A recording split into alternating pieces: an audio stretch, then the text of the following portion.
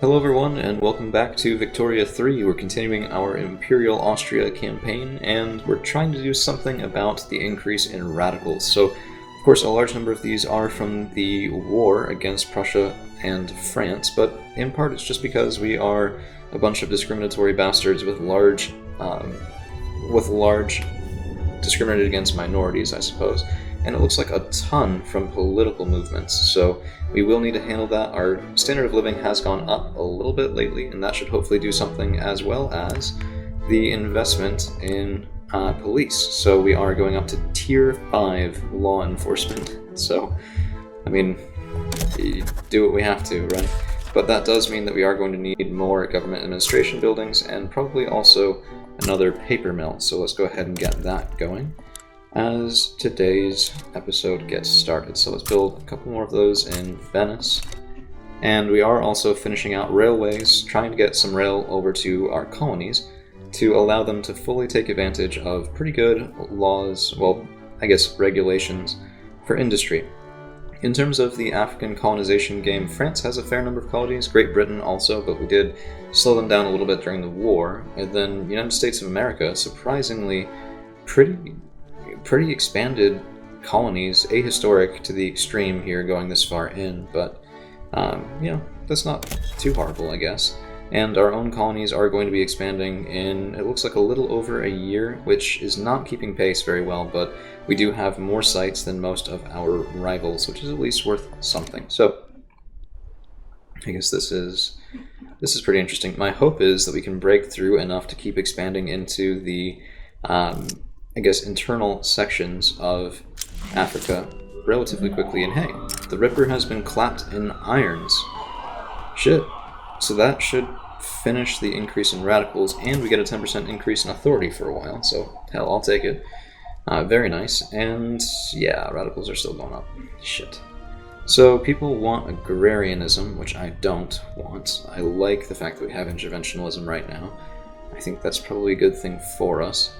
What we really need to do is we need to see about decreasing the clout of the aristocracy even more, but I can't because that's our current government system.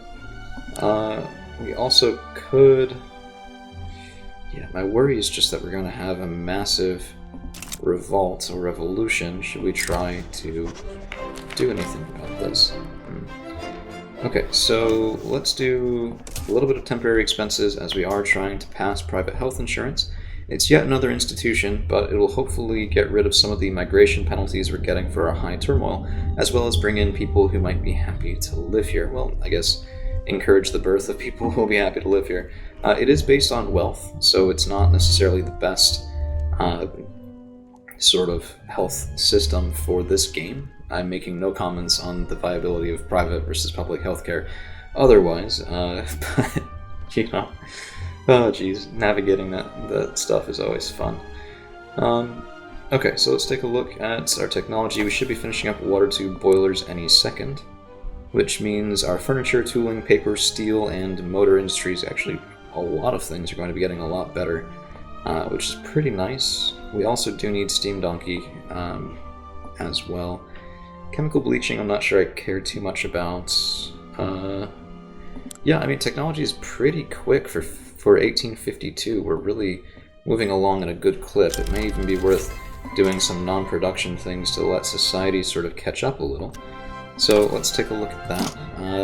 We could get quinine and increase our Colonial game. I think that would be a good idea. Central archives would be nice as well, but that's okay. We don't want to go to steel frame buildings quite yet. We don't have the economy for it.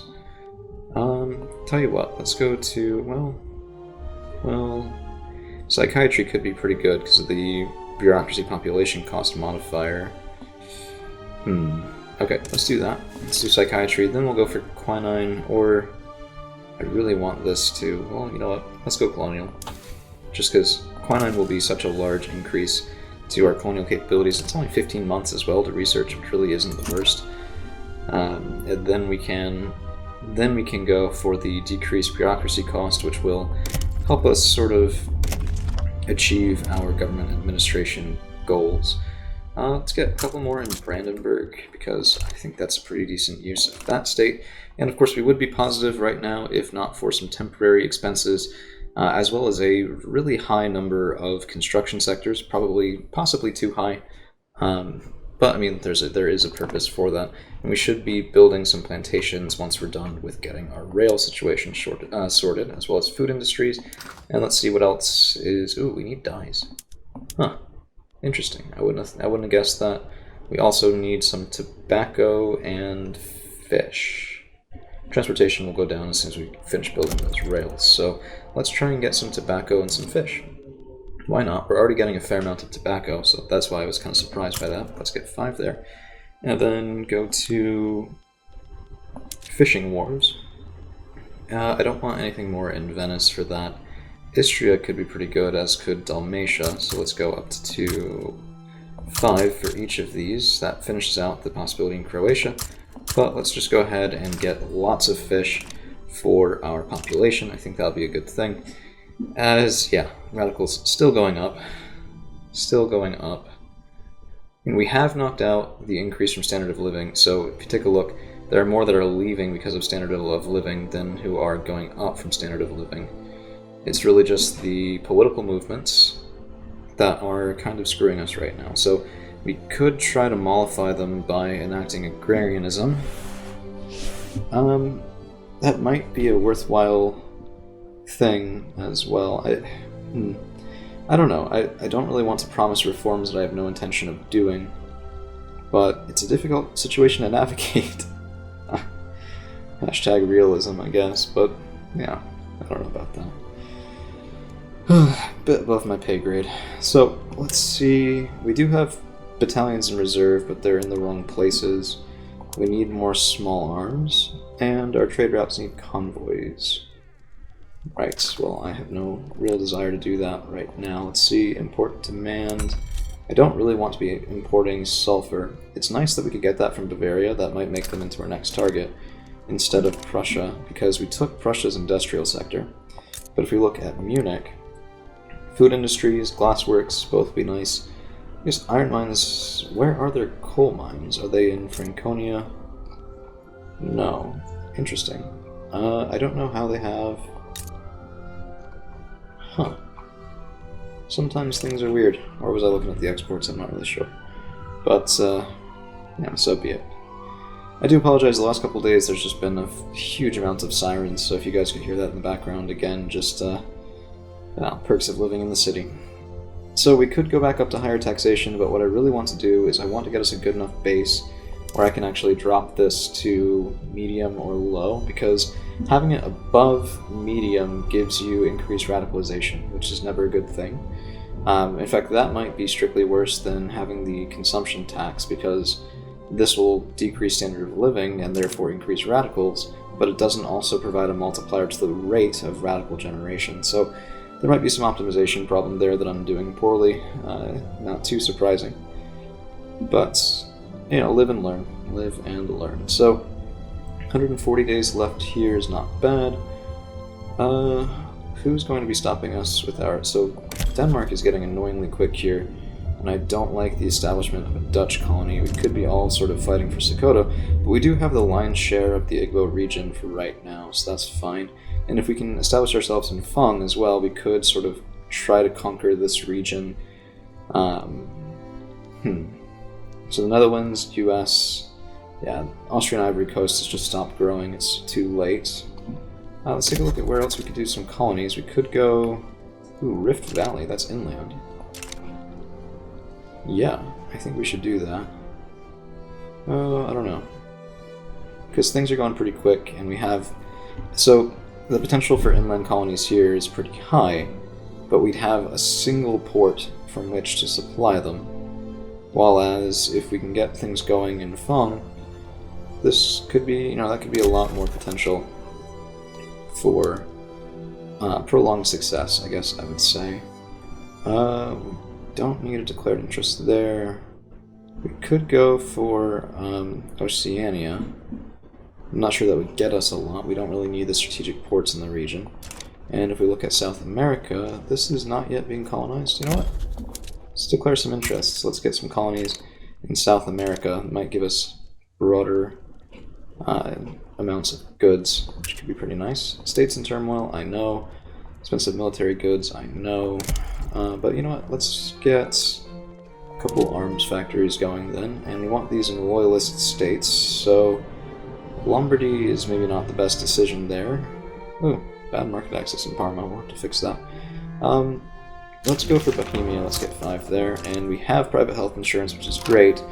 We also have a bureaucracy shortfall, which is not great, so we need even more government buildings. Let's get a couple, not in Venice, let's get a couple in Bohemia. And so each one of these right now gives us 50, so getting 5 there will be 250, which is barely enough to cover the shortfall, let alone increase things. So let's go up to 10. That will drive up the cost of goods for government buildings, which is already expensive for paper. So we're going to have to build in some more paper. And yes, this is slowing down our construction of the other sorts of things I wanted to get done in the colonies. So a little bit of give and take there, but not too much avoiding that, really. Our income has shot up because we had a temporary expense while passing that law.